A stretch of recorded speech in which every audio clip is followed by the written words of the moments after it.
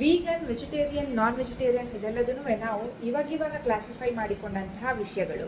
ಆದರೆ ಆಯುರ್ವೇದದ ಪ್ರಕಾರ ನೀವು ಕೇಳಲಿಕ್ಕೆ ಹೋದರೆ ಎಲ್ಲ ಆಹಾರ ವರ್ಗಗಳನ್ನು ಅಂದರೆ ಮಾಂಸ ವರ್ಗ ಇರಬಹುದು, ಧಾನ್ಯ ವರ್ಗ ಇರಬಹುದು, ತರಕಾರಿಗಳಿರಬಹುದು, ಸೊಪ್ಪು ಇರಬಹುದು, ಹಾಲು, ತುಪ್ಪ, ತೈಲ, ಈ ಥರ ಎಲ್ಲ ಆಹಾರ ವರ್ಗಗಳಿಗೂ ಯಾವುದು ಶ್ರೇಷ್ಠ ಯಾವುದು ಹೀನ ಅನ್ನೋದನ್ನು ಬೇರೆ ಬೇರೆಯಾಗಿ ಕ್ಲಾಸಿಫೈ ಮಾಡಿ ಎಲ್ಲದ್ರದ್ದು ಗುಣ ಅವಗುಣಗಳನ್ನು ಸರಿಯಾಗಿ ಕ್ಲಾಸಿಫೈ ಮಾಡಿ ಆಯುರ್ವೇದ ಆಚಾರ್ಯರು ಕೊಟ್ಟಿದ್ದಾರೆ. ಎಕ್ಸಾಂಪಲಿಗೆ ಮಾಂಸ ವರ್ಗದಲ್ಲಿ ಕುರಿ ಕೋಳಿಯ ಮಾಂಸದ ಆದಿಯಾಗಿ ಹಸು ಹಾಗೂ ಒಂಟೆಯ ಮಾಂಸದ ತನಕನೂ ಎಲ್ಲದನ್ನೂ ಎಕ್ಸ್ಪ್ಲನೇಷನ್ಸ್ ಇದೆ.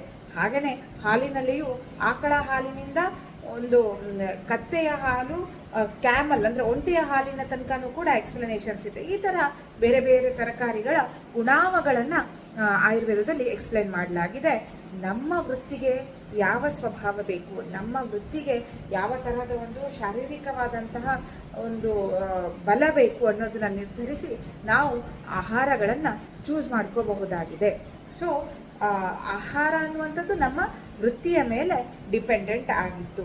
ಮತ್ತು ಮೊದಲೇ ಹೇಳಿದಾಗೆ ಮನಸ್ಸಿನ ಒಂದು ಸ್ವಭಾವ, ಮನಸ್ಸಿನ ಒಂದು ಆರೋಗ್ಯ ಹಾಗೂ ನಮ್ಮ ಗಟ್ ಹೆಲ್ತ್ ಮತ್ತು ನಾವು ತೆಗೆದುಕೊಳ್ಳುವಂಥ ಆಹಾರ ಎಲ್ಲವೂ ಒಂದಕ್ಕೆ ಒಂದು ಪೂರಕ.